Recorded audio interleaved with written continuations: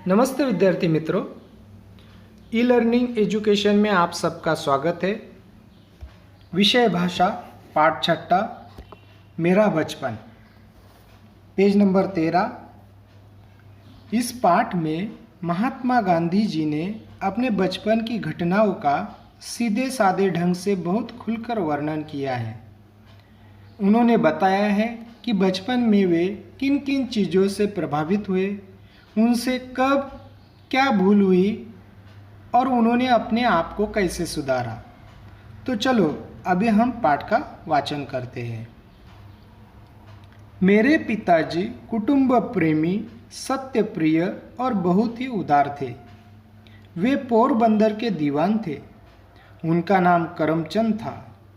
वे रिश्वत से दूर भागते थे, इसलिए निष्पक्ष न्याय करते थे। वे राज्य के प्रति बड़े वफादार थे। मेरी माँ का नाम पुतलीबाई था।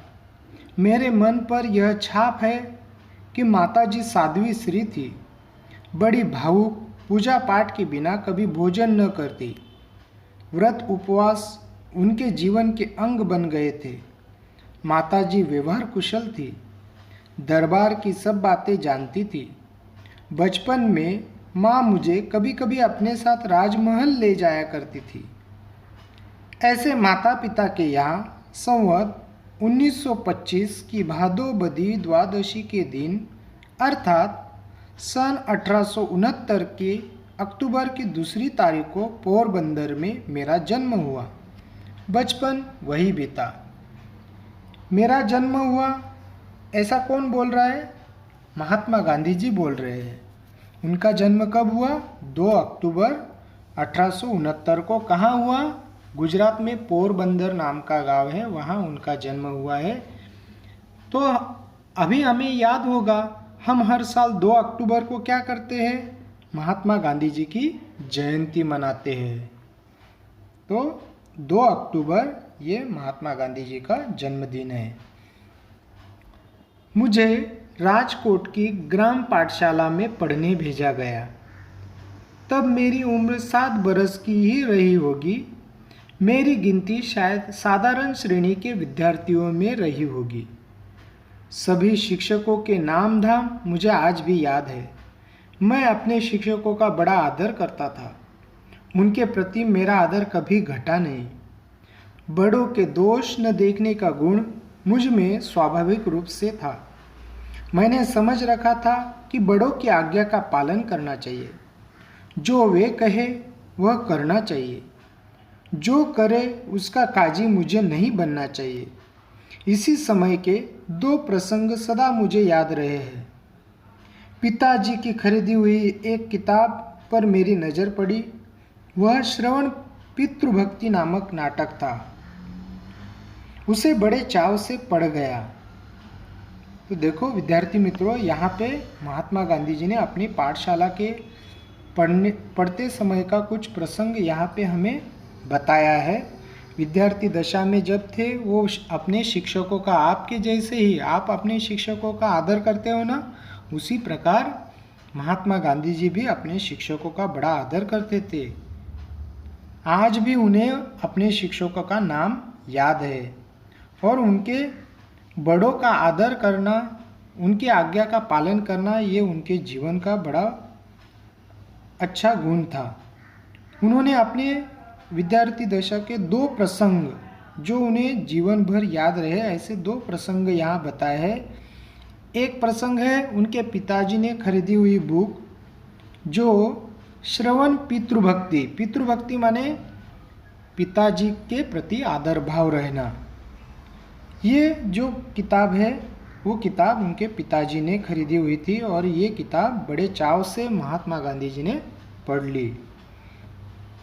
उन दिनों बाइस्कोप दिखाने वाले, बाइस्कोप किसे कहते हैं? बाइस्कोप आपको मालूम है क्या? यहाँ पे चित्र दिख रहा है। आप कभी मेले में गए हो, मेले में आपने ऐसा बाइस्कोप, जो पुराने ज़माने में टीवी आने से पहले ऐसा बाइस्कोप रहता था, उसमें रोल बनाकर, फिल्म बनाकर और एक छोटे से छिद्र में से हमें एक आँख बंद करके अंदर का जो चित्र है वो रोल घुमाकर हमें अंदर का चित्र दिखाया जाता है। उसे हम बाइस्कोप कहते हैं। उन दिनों ये बाइस्कोप वाले दरवाजे पर फिरा करते थे। उसमें मैंने श्रवण द्वारा अपने माता पिता को कावड़ में बिठाकर यात्रा पर ले जाने का चित्र भी देखा। दोनों चीज़ों का मुझ पर गहरा असर पड़ा। दोनों चीज़ें माने कौन सी? पहले एक श्रवण पितृभक्ति की जो किताब पिताजी ने खरीदी थी वो, और दूसरा बाइस्कोप में उन्होंने उस चित्र में श्रवण का अपने माता पिता को यात्रा पर ले जाना, कावड़ में बिठाकर यात्रा पर ले जाना, ये चित्र भी उन्होंने देखा था। इन दोनों चीज़ों का उनके जीवन पर गहरा असर पड़ा था। मुझे भी श्रवण के समान होना चाहिए, यह भाव मन में उठने लगा। इसी बीच कोई नाटक कंपनी आई। मुझे उसका नाटक देखने की इजाज़त मिली। उसमें हरिश्चंद्र की कथा थी। यह नाटक देखने से मेरी तृप्ति नहीं होती थी। हरिश्चंद्र के सपने आया करते। हरिश्चंद्र जैसे सत्यवादी सब क्यों नहीं हो जाते, यह धुन लगी रहती। मेरे मन में हरिश्चंद्र और श्रवण आज भी जीवित है। मैं इनके आधार पर अपने आचरण पर सदैव ध्यान देने लगा। मुझे याद नहीं है कि मैंने कभी किसी शिक्षक या लड़के से झूठ बोला हो। जब से महात्मा गांधी जी ने सत्यवादी राजा हरिश्चंद्र का जो नाटक देखा था, तब से महात्मा गांधी जी को उनके बारे में सपने आया करते थे, और वो भी अपने जीवन में हमेशा सत्य पर टिके रहना, इस बात पर वो टिके रहे। कभी भी उन्होंने किसी से झूठ नहीं बोला। सत्य पर टिके रहना, बड़ों का आदर करना तथा उनके प्रति सेवा भाव के साथ ही साथ दीन दुखियों के दर्द को अपना समझना आज भी मेरे जीवन का मूल मंत्र बना हुआ है। तो हम बता सकते हैं महात्मा गांधी जी के जीवन का मूल मंत्र क्या था? तो सत्य पर टिके रहना, बड़ों का आदर करना और उनके प्रति सेवा भाव के साथ ही साथ दीन दुखियों के दर्द को अपना समझना। ये हमें याद रखना होगा जीवन महात्मा गांधी जी के जीवन का मूल मंत्र। मैंने पढ़ा था कि खुली हवा में घूमना स्वास्थ्य की दृष्टि से उपयोगी होता है। मैंने सैर करने की आदत डाल ली। इससे मेरे शरीर में कसाव आ गया। पढ़ाई में अक्षर अच्छे होने की जरूरत नहीं है। पता नहीं यह गलत विचार मेरे मन में कैसे बैठ गया था। इस भूल की सज़ा आज भी मेरे मन में मिल रही थी। दूसरों के मोती जैसे अक्षर देखकर मैं अपनी लिखावट पर बहुत पछताता हूँ। बाद में मैंने अपनी लिखावट सुधारने का प्रयत्न किया, किंतु तब तक बहुत देर हो चुकी थी।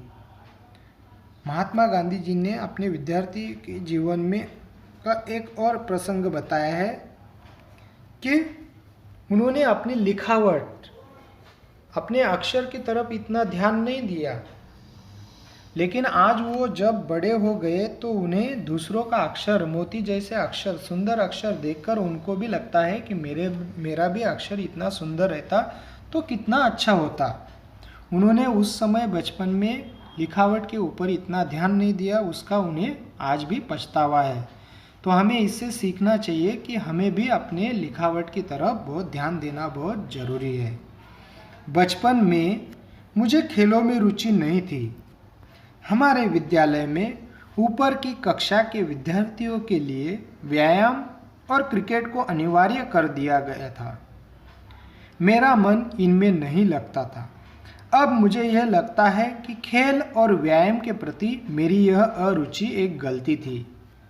उस समय क्या होता था, बड़े कक्षा के जो विद्यार्थी थे उनके लिए ही व्यायाम और क्रिकेट खेलना अनिवार्य था जब महात्मा गांधी छोटी कक्षा में पढ़ते थे। इसीलिए उनको खेल के प्रति रुचि नहीं निर्माण हुई, और ये अरुचि उनकी कायम रहने की वजह से उनको वो गलती का एहसास होता है। पढ़ने के साथ खेल एवं व्यायाम करना भी जरूरी है। बाद में समझ में आया कि विद्याभ्यास में व्यायाम अर्थात शारीरिक शिक्षा को मानसिक शिक्षा के बराबर ही स्थान होना चाहिए। देखो बच्चों, कितना अच्छा महात्मा गांधी जी ने अपना अनुभव बताया है कि हमें पढ़ाई के साथ साथ ही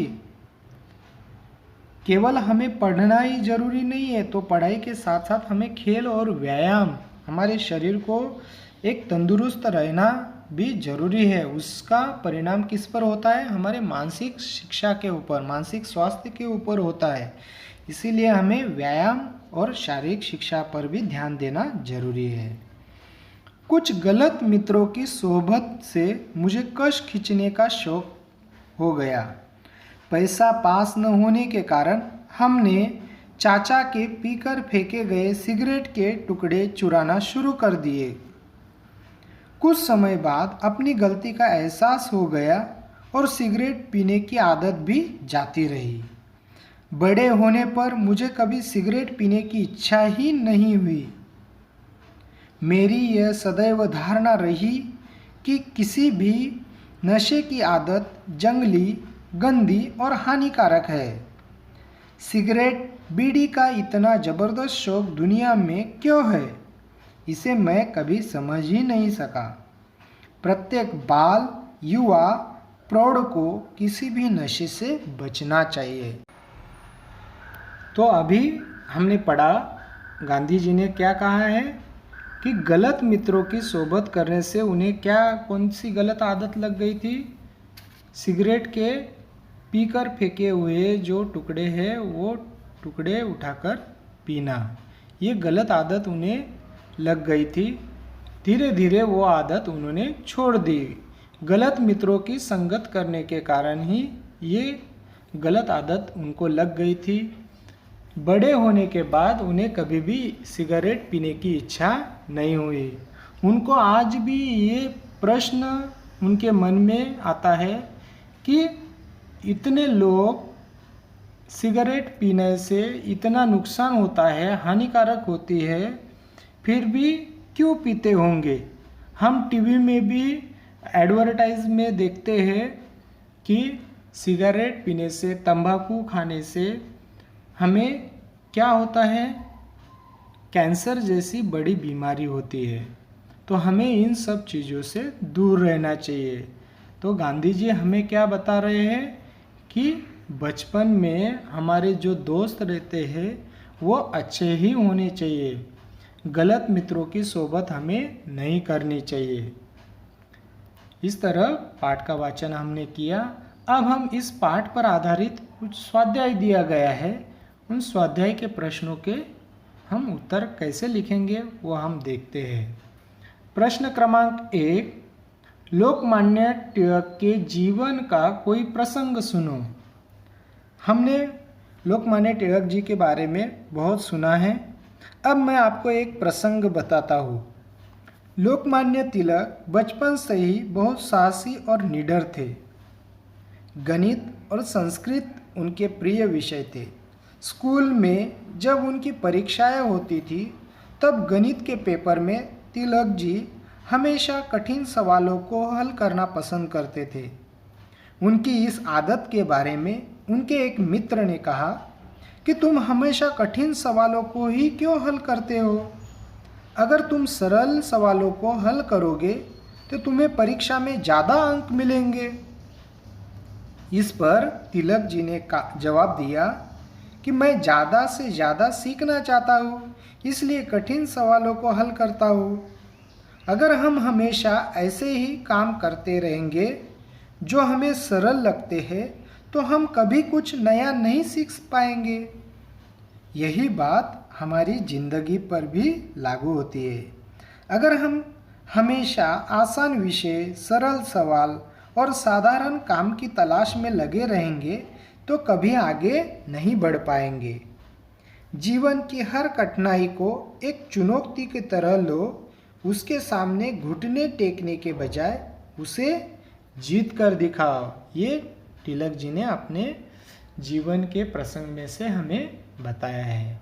ऐसे ही और भी कुछ प्रसंग है, वो आप तिलक जी के प्रसंग आप सुना सकते हो। अपने सहपाठियों को, अपने दोस्तों के साथ वो प्रसंग आप सुना सकते हो। प्रश्न क्रमांक 2, व्यायाम खेल के लाभ पर चर्चा करो। हम तो स्कूली जीवन में हम देखते ही है, हर सैटरडे को स्कूल में हम कसरत करते हैं। तो ये खेल और व्यायाम के ऊपर उससे हमें क्या लाभ होता है, इसके बारे में हमें चर्चा करनी है।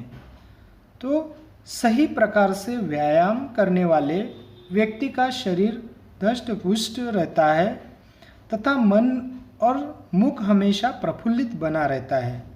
व्यायाम करने से पाचन तंत्र सही प्रकार से काम करता है और भी उसकी जो पाचन की क्रिया है उसको और बढ़ाता है।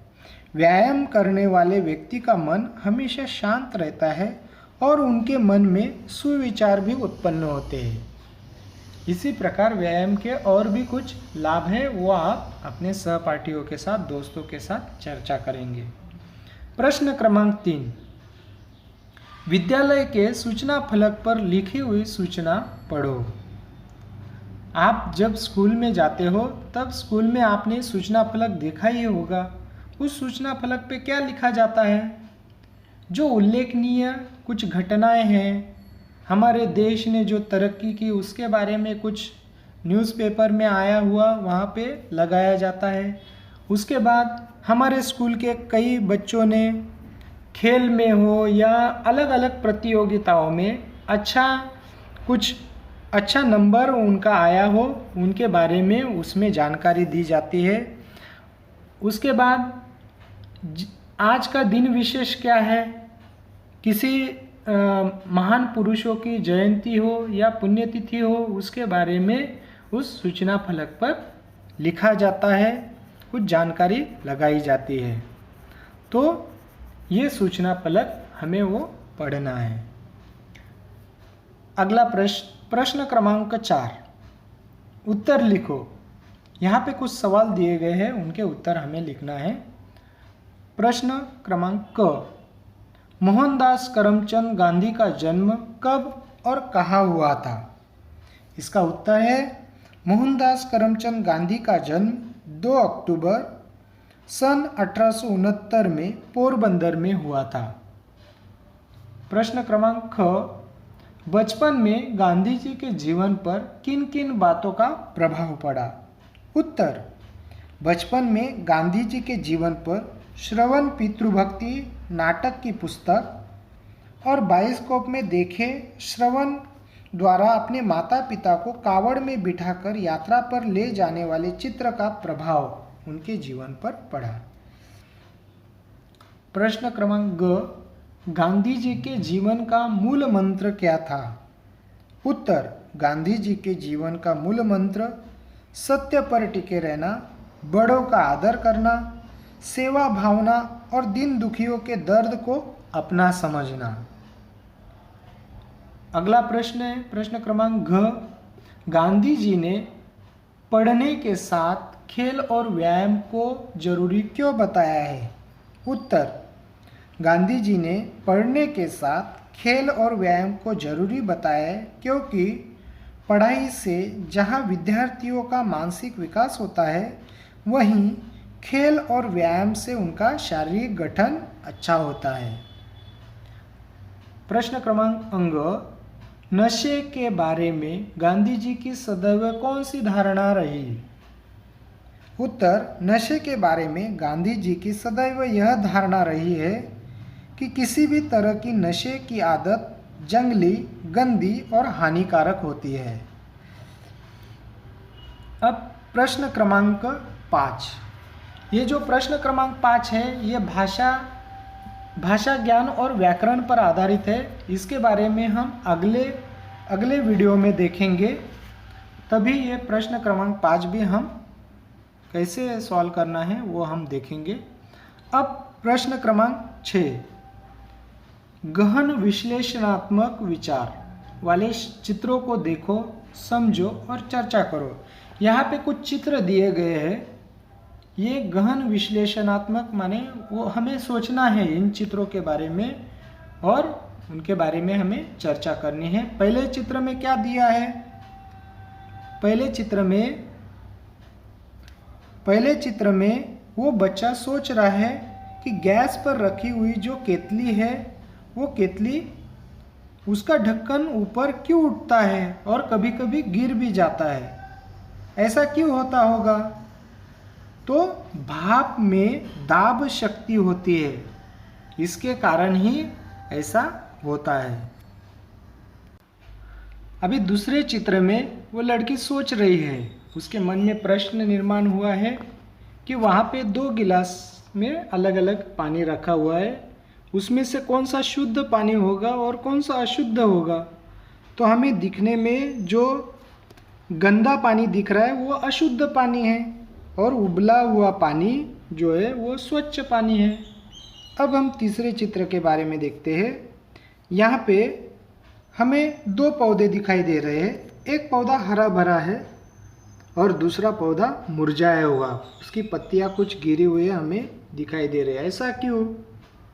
क्योंकि पौधों को हरा भरा रहने के लिए धूप जरूरी है, इसीलिए देखो सूर्य के प्रकाश में जो पौधा रखा हुआ है वो एकदम हरा हमें दिखाई दे रहा है।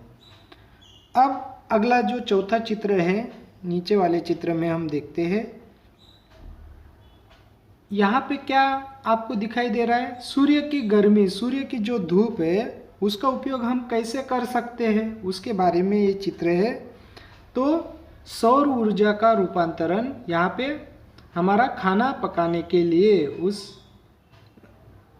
उस पेटी में रखा हुआ चावल दाल वगैरह जो खाने का पदार्थ है वो पकने के लिए सौर ऊर्जा का उपयोग किया गया है। अगले चित्र में हम देखते हैं कि वो बच्चा सोच रहा है, उसके मन में ये प्रश्न आया है कि पेड़ की पत्तियां क्यों झड़ रही होगी। तो पत्तियों के भोजन बनाने की क्षमता खत्म हो गई है। पतझड़ का जो मौसम है उस मौसम में हम अक्सर देखते हैं पेड़ की पत्तियां झड़ जाती है। जो आखिरी चित्र है उसमें हम देख रहे हैं एक लड़का और एक लड़की, एक गिलास में क्या लिया है? नमक और पानी है और दूसरे गिलास में रेत और पानी है। दोनों के मन में अभी प्रश्न निर्माण हुआ है कि नमक वाला जो चम्मच से उसे घुमाने के बाद भी नमक वाला जो पानी है उसमें नमक अब दिखाई नहीं दे रहा है और रेत वाले गिलास में रेत दिखाई दे रहा है। ऐसा क्यों? क्योंकि नमक ये क्या है? घुलनशील पदार्थ है, रेत ये क्या है? अघुलनशील है। इस तरह हमने इन चित्रों के बारे में चर्चा की। अब प्रश्न क्रमांक 7, खो खो खेलते समय तुम्हारा धक्का लगने से साथी खिलाड़ी जोर से गिर पड़ा, तुम क्या करोगे? तो हम जब खेलते हैं, खेलते समय कभी कभी क्या होता है कि हमारा धक्का अपने मित्र को लग जाता है। तो ऐसा ही यहाँ पे एक प्रसंग दिया गया है। आपका धक्का लगने के कारण अपना जो दोस्त है, साथी खिलाड़ी, वो गिर गया है। तो हम क्या करेंगे? तो हम गिरे हुए दोस्त को हाथ देकर संभाल कर उठाएंगे, उससे माफ़ी मांगेंगे। यदि उसे ज़्यादा चोट लगी होगी तो किसी जिम्मेदार व्यक्ति को बुलाकर उसकी उचित चिकित्सा करवाएंगे और उसकी व्यवस्था करेंगे और उसे जब तक आराम नहीं मिलता तब तक हम उसके साथ में रहेंगे। इस तरह हमने आज मेरा बचपन ये पाठ पढ़ा। उस पाठ के ऊपर जो आधारित स्वाध्याय है उसके प्रश्नों के उत्तर हमने कैसे लिखना है वो भी हमने देखा। धन्यवाद।